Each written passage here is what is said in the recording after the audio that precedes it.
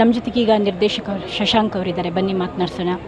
Sir, ಸಾಕಷ್ಟು ಜನರು ಮಾತಾಡಿಸ್ದಾಗ ಹೇಳ್ತಾ ಇದ್ರು ಅವರ ಹಲವು ಮಜಲುಗಳನ್ನು ಬಗ್ಗೆ ವಿಶ್ಲೇಷಣೆ ಮಾಡ್ತಾಯಿದ್ರು. ಅವರು ನಿರ್ದೇಶಕನಿಗೆ ಎಷ್ಟು ಸವಾಲಿರುತ್ತೆ, ನಿರ್ಮಾಪಕನೇ ಆದವನಿಗೆ ಎಷ್ಟು ಸವಾಲಿರುತ್ತೆ, ನಟನೆ ಆಗಿದ ಸವಾಲಿರುತ್ತೆ. ಆ ಮೂರು ಸವಾಲುಗಳನ್ನೇ ಕಟ್ಕೊಂಡಂಥವ್ರು, ನಾನು ಸ್ವೀಕರಿಸ್ತೀನಿ ಅಂದ್ಕೊಂಡವರು. ಜೊತೆಗೆ ನಿರ್ಮಾಣದಲ್ಲಿ ಸಿಕ್ಕಾಪಟ್ಟೆ, ನೀವು ಕೂಡ ಅವರು ನಿರ್ಮಾಪಕರು, ನಿಮಗೂ ಗೊತ್ತಿರುತ್ತೆ. ನೀವು ನಿರ್ದೇಶಕರಾಗಿ ನೀವು ನಿರ್ಮಾಣ ಮಾಡ್ಕೊಳ್ಳೋದು ಅದು ಎಷ್ಟು ಸಮಸ್ಯೆ ಇರುತ್ತೆ, ಎಷ್ಟು ಸವಾಲುಗಳು ಎದುರಾಗ್ತವೆ ಅನ್ನೋದು ಗೊತ್ತಿರುತ್ತೆ. ಅದೆಲ್ಲನೂ ನೋಡಿದಾಗ ನಿಮ್ಮ ಪ್ರಕಾರ ವಿಶ್ಲೇಷಣೆ ಏನು ಮಾಡ್ತೀರಾ ಸರ್? ಅವರು ತುಂಬ ಧೈರ್ಯವಂತ ನಿರ್ಮಾಪಕ ಅನ್ನೋದು ಮುಂಚೆಯಿಂದನೂ ಪ್ರೂವ್ ಆಗಿರುವಂಥದ್ದೇ. ಅವರು ನೋಡೋದಕ್ಕೆ ಕರ್ನಾಟಕದ ಕುಳ್ಳ ಅಂತ ಹೆಸರುವಾಸಿಯಾಗಿದ್ರು ಅವ್ರ ಗುಂಡಿಗೆ ಮಾತ್ರ ಯಾರೂ ಬೀಟ್ ಮಾಡೋಕ್ಕಾಗದ ಎಷ್ಟು ದೊಡ್ಡದಾಗಿತ್ತು ಅವರು. ಆಮೇಲೆ ಅದಕ್ಕೆ ಮುಖ್ಯವಾದ ಕಾರಣ ಈಗ ನಾವೆಲ್ಲ ಅವ್ರನ್ನ ಕಲಾವಿದರಾಗಿ ಫಸ್ಟ್ ನೋಡಿದ್ದು, ನಾವೆಲ್ಲ ಇನ್ನೂ ಕಣ್ಣೇ ಬಿಟ್ಟಿರಲಿಲ್ಲ. ಆ ಟೈಮಿಗೆ ಅವರು ಆಲ್ರೆಡಿ ದೊಡ್ಡ ಹಾಸ್ಯ ನಟರಾಗಿ ಹೆಸರು ಮಾಡಿದರು.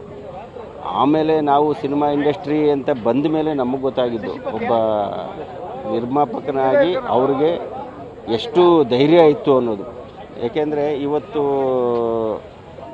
ಸಿನಿಮಾ ಪ್ರೊಡಕ್ಷನ್ ಅನ್ನೋದು ಇವತ್ತು ಮಾಡುವಾಗ ಪ್ರೊಡ್ಯೂಸರ್ಸ್ ಅಂತ ಅನ್ನೋರು ಸಾಮಾನ್ಯವಾಗಿ ಎಲ್ಲ ಬೇರೆ ಏನೋ ಒಂದು ಹಿನ್ನೆಲೆ ಇರುತ್ತೆ, ಏನೋ ಒಂದು ರಿಯಲ್ ಎಸ್ಟೇಟು, ಅವ್ರದ್ದು ಏನೋ ಒಂದು ಬೇರೆ ಬಿಸ್ನೆಸ್ ಇರುತ್ತೆ, ಏನೋ ಒಂದು ಇರುತ್ತೆ. ಸೊ ಏನೋ ಸಿನಿಮಾದಲ್ಲಿ ಒಂಚೂರು ಹೆಚ್ಚು ಕಮ್ಮಿ ಆದ್ರೂ ನಾವು ಬೇರೆ ಬಿಸ್ನೆಸ್ಸಲ್ಲಿ ಅದನ್ನು ತಡ್ಕೊಳ್ತೀವಿ ಅನ್ನೋ ಒಂದು ಶಕ್ತಿ ಇರುತ್ತೆ, ಧೈರ್ಯ ಇರುತ್ತೆ. ಅಂಥವರು ದೊಡ್ಡ ದೊಡ್ಡ ಪ್ರಾಜೆಕ್ಟ್ಗಳನ್ನು ಕನಸು ಕಾಣ್ತಾರೆ. ಬಟ್ ದ್ವಾರಕೀಶ್ ಸರ್ ಅವರು ಅವತ್ತಿಗೆ ಅವರು ಕಂಪ್ಲೀಟಾಗಿ ಸಿನಿಮಾನೇ ನಂಬಿದ್ದವರು.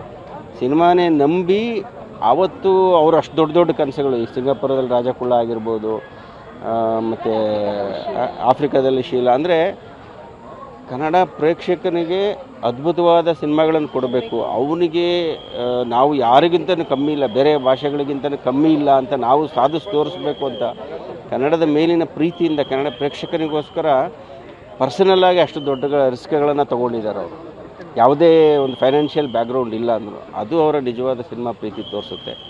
ಆ ಸಿನಿಮಾ ಪ್ರೀತಿಗೆ ಅವರು ಲೆಜೆಂಡ್ ಆಗಿದ್ದು, ಅದಕ್ಕೆ ನಾವು ಅವ್ರನ್ನ ಸದಾ ಕನ್ನಡ ಚಿತ್ರರಂಗ ಸದಾ ನೆನಪಲ್ಲಿ ಇಟ್ಕೋಬೇಕಾಗಿದೆ. ನಿಮ್ಮ ಮತ್ತು ಅವರ ಒಡನಾಟದ ಬಗ್ಗೆ ನೀವು ಹೇಳೋದಾದರೆ, ಅಂದರೆ ಯಾವಾಗ ಫಸ್ಟ್ ಭೇಟಿಯಾಗಿದ್ದು, ಸಿನಿಮಾ ರಂಗಕ್ಕೆ ಬಂದಾಗ, ನೀವು ಮೊಗ್ಗಿನ ಮನಸ್ಸು ಬಂದಾಗ ಅವಾಗ ಏನಾದರೂ ಭೇಟಿಯಾಗಿದ್ರೆ, ಆ ಟೈಮಲ್ಲಿ ಏನಾದರೂ ಹೋಗಿ ನಾನು ಸಕ್ಸಸ್ಫುಲ್ ನಿರ್ದೇಶಕ ಆಶೀರ್ವಾದ ಮಾಡಿ ಅಂತ ಕೇಳೋದು, ಈ ಥರದ್ದೆಲ್ಲ ಕಾಮನ್ ಆಗಿ ಫಿಲ್ಮ್ ಇಂಡಸ್ಟ್ರಿ ನಡೆಯುತ್ತಲ್ಲ ಹಿರಿಯರು, ಅವಾಗ ಭೇಟಿ ಬಗ್ಗೆ ನಮ್ಗೆ ಕೇಳಬೇಕಂತ.